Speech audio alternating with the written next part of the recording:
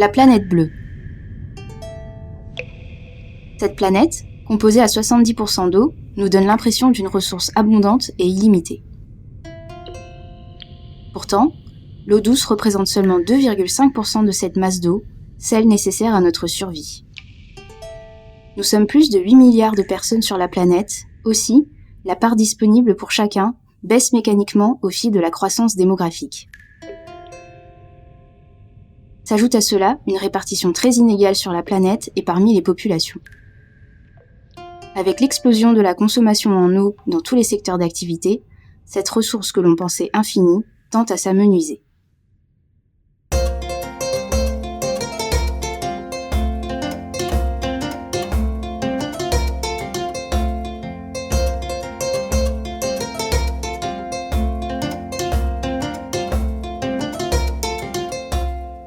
Les effets du changement climatique amènent aussi leur lot de bouleversements. Tempêtes, inondations, sécheresses, 90% des risques naturels sont liés à l'eau ou à son absence. Depuis de très nombreuses années, des acteurs tirent la sonnette d'alarme avec peu d'écho sur la scène politique. Bien qu'en 2010, les droits d'accès universels à l'eau et l'assainissement ont été reconnus par les Nations Unies, plus de 2 milliards de personnes n'avaient toujours pas un accès décent à l'eau potable en 2022. On estime que d'ici 2050, la demande en eau aura augmenté de 30%. Fort de ce constat, le monde de la coopération et de la solidarité internationale a décidé de se retrousser les manches. En France, les collectivités territoriales et les acteurs de leur territoire peuvent s'engager, encouragés notamment par les agences de l'eau, l'Agence française de développement et le ministère de l'Europe et des Affaires étrangères. C'est dans cette volonté d'action et de solidarité, sous l'impulsion de Stéphane Hessel, que le programme Solidarité Eau, aussi appelé PSO, a été créé en 1984.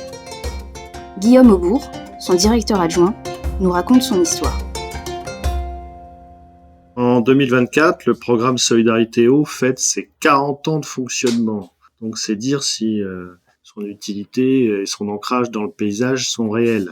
Mais c'est aussi l'occasion de faire un bilan, une rétrospective. C'est toujours utile de garder une mémoire de ce dispositif et de son objectif et de ses réalisations. Donc le programme Solidarité Eau a été créé en 1984 lors d'un sommet des ministres européens de l'environnement afin de répondre aux défis de la décennie internationale de l'eau potable et de l'assainissement, la DIEPA. Au niveau français, les années 80, c'était aussi une phase de réorganisation de l'aide publique au développement français en s'appuyant plus sur la société civile, les ONG. C'était aussi l'époque des politiques de décentralisation qui ont aussi permis aux collectivités locales françaises de s'engager à l'international. Donc, avec la création du PSO, l'objectif affiché à travers ce réseau thématique multi-acteurs, c'était de soutenir ces initiatives locales françaises de coopération dans le domaine de l'eau potable et de leur conférer une cohérence d'ensemble. Le programme a été soutenu par les pouvoirs publics français, tour à tour ou de façon commune, par le ministère des Affaires étrangères en premier lieu, mais aussi le ministère en charge de l'environnement, ainsi que celui de l'emploi et de la solidarité, puis plus récemment de l'AFD, de l'ADEME et des agences de l'eau. Le PSO était longtemps présidé par Stéphane Hessel, qui fut son président à l'origine et qui a impulsé un peu l'ADN et la démarche du PSO. Dans les dernières années, la solidarité internationale dans le domaine de l'eau en 40 ans finalement, n'a cessé de s'accroître et les enjeux ont évolué, passant souvent dans la typologie des projets, de simple réalisation de points d'eau dans les années 80 à la définition aujourd'hui de modes de gestion, de systèmes de production, d'accompagnement des autorités locales, de réflexion autour de la gouvernance globale des services et de façon à inclure aussi l'ensemble des bénéficiaires. Alors, à ces premières caractéristiques de projet, effectivement, des nouvelles thématiques, des nouvelles préoccupations ont vu le jour, et notamment effectivement cette question de l'assainissement qui a été aussi une des thématiques souvent un peu angle mort des politiques publiques internationales et donc sur lesquelles le PSO, à travers beaucoup de manifestations, a pu aussi faire le plaidoyer actif.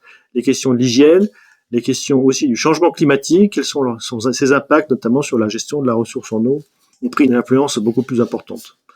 Et dans les années 2000, la PSA a aussi fortement contribué au débat sur la mobilisation et le vote de la loi Oudin-Santini pour le 1% solidaire. Les missions fondatrices du PSO, elles ont peu évolué, mais nos approches et nos outils se sont renforcés ces dernières années. Donc cet objectif général, je le rappelle, c'est à travers une dynamique de réseau, comment améliorer le volume, le nombre d'interventions et la qualité des projets d'accès à l'eau potable et l'assainissement dans les pays en développement. Donc accroître, améliorer la qualité des initiatives.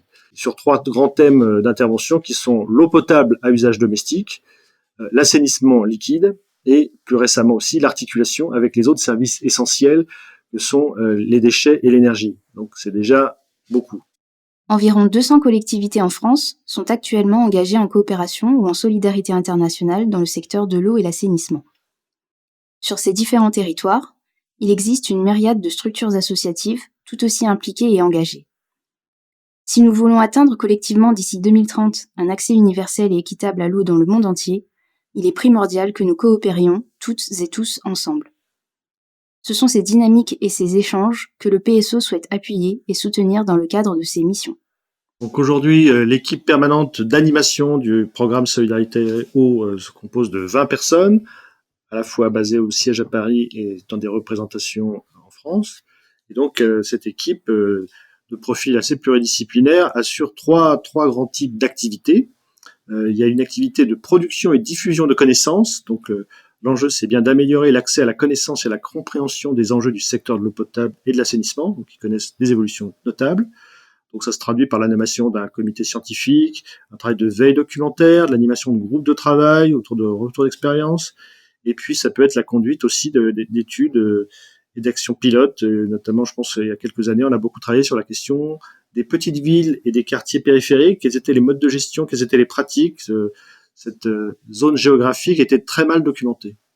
Autre thème très fort qui mobilise une grande majorité de l'équipe, c'est effectivement l'appui conseil. C'est comment accompagner, accueillir des acteurs de coopération et les aider à répondre efficacement aux enjeux des pays en développement et des localités, des populations dans les territoires d'intervention.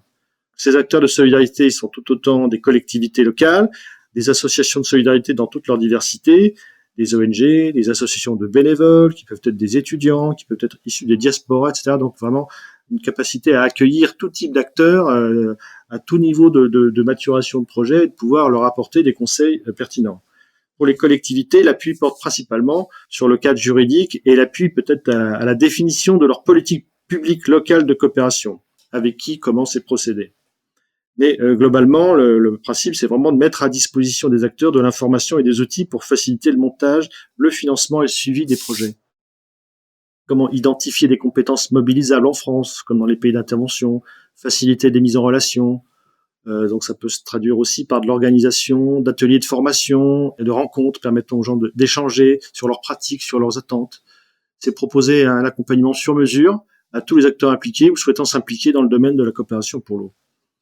Et enfin, troisième grand volet d'activité, c'est effectivement un travail de mobilisation, parce qu'un certain nombre de collectivités sont déjà engagées ces 30-40 dernières années, mais il y a toujours des collectivités qui ne le sont pas encore, de nouveaux élus, donc il y a toujours un travail en continu d'information et de mobilisation pour que plus largement les décideurs locaux français soient en capacité à connaître les opportunités et à s'engager. Et puis il y a aussi le besoin de maintenir un niveau de plaidoyer au niveau national et européen pour que l'eau reste une thématique forte de l'agenda international.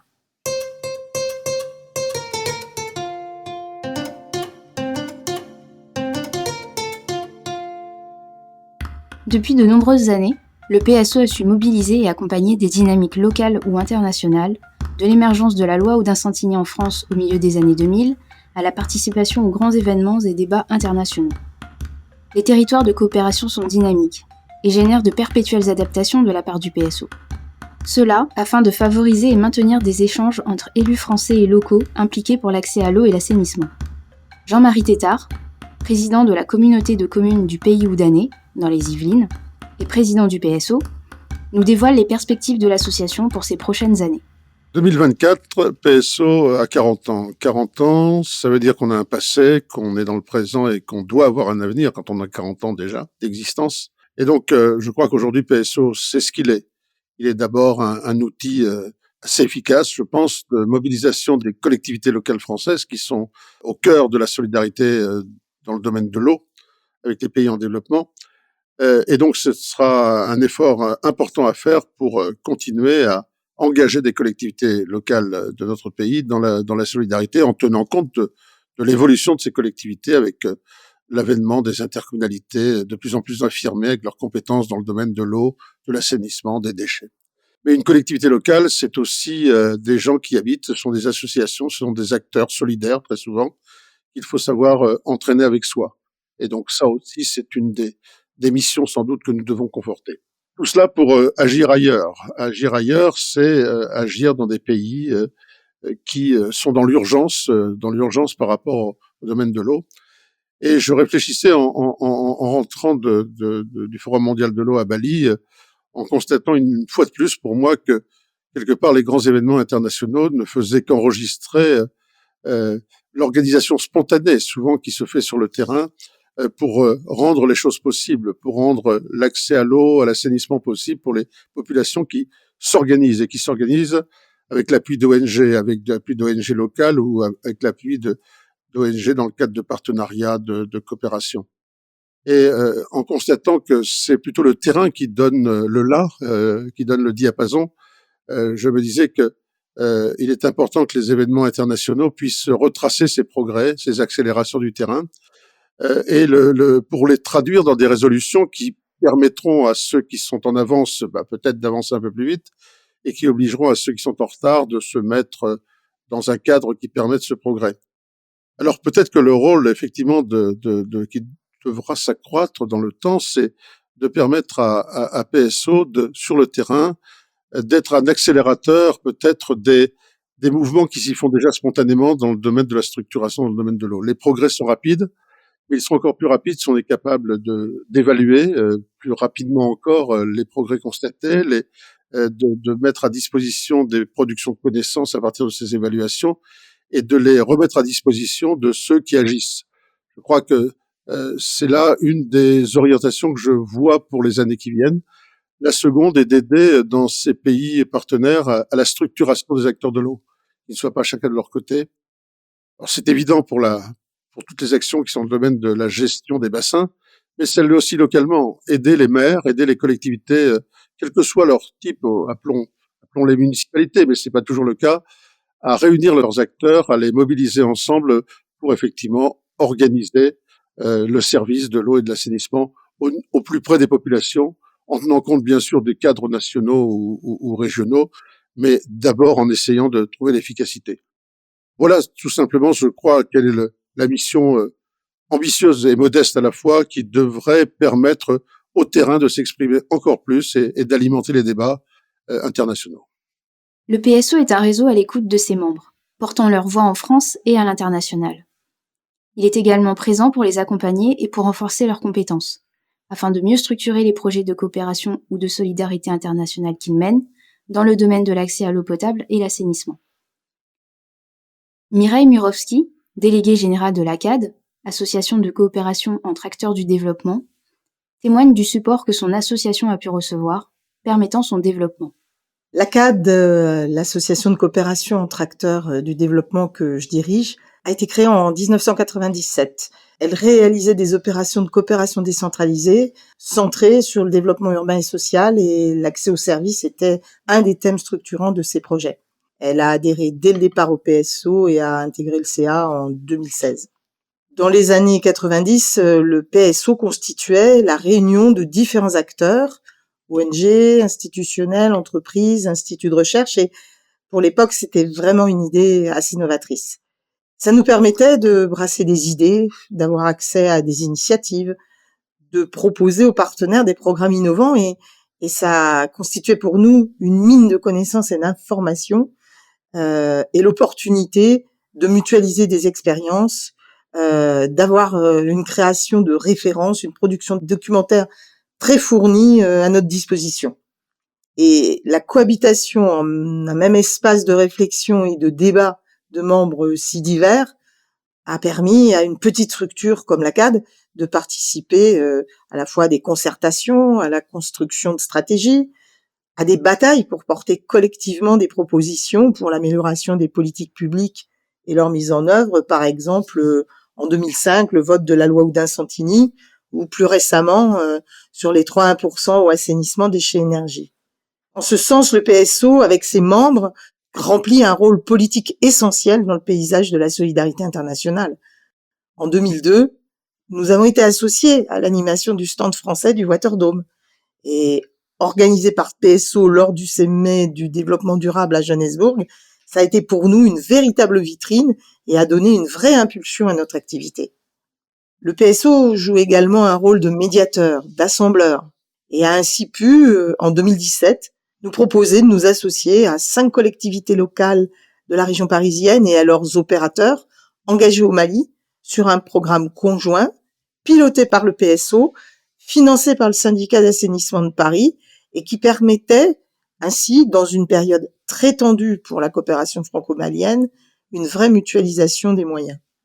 L'implantation du PSO en région a également été pour nous un véritable facteur d'amélioration de la prise en compte des territoires et de l'information aux collectivités et aux acteurs locaux engagés dans la solidarité internationale. On peut dire que, au sein du PSO, la CAD a trouvé matière à enrichir son réseau et sa méthodologie particulière d'accompagnement sur mesure des projets, des petites collectivités comme Saint-Pierre-d'Aurillac en Gironde, 1500 habitants, ou de la métropole de Montpellier. Il existe encore de nombreux défis à relever. Le dérèglement climatique est l'un d'entre eux. Il influe sur le cycle de l'eau, et à ce jour, aucun scénario ne peut prédire précisément comment la planète va être impactée. Cela pose de grandes questions vis-à-vis de l'accès à l'eau, mais il existe des solutions. Il est important de continuer d'échanger entre territoires, de rester ouvert et de coopérer. Le programme Solidarité Eau tente d'y contribuer depuis maintenant 40 ans. Donc, si on voulait résumer en une formule, le PSO, c'est un réseau de partenaires engagés pour l'accès à l'eau et à l'assainissement pour tous et toutes. Comme disent nos amis africains, plus que jamais, on est ensemble.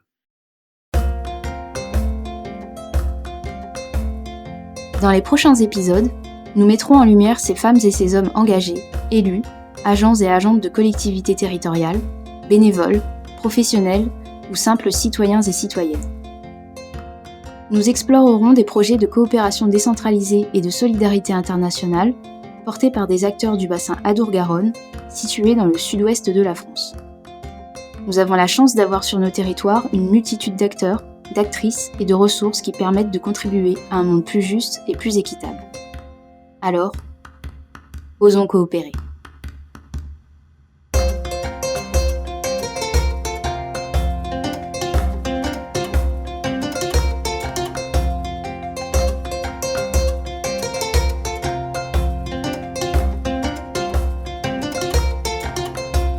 Un épisode préparé par Jérémy Guérin et Charlie Gervais, présenté par Liana Rajaonari et produit par la Fabrica Podcast. Nous remercions l'Agence française de développement qui nous a soutenus dans la création de ce podcast.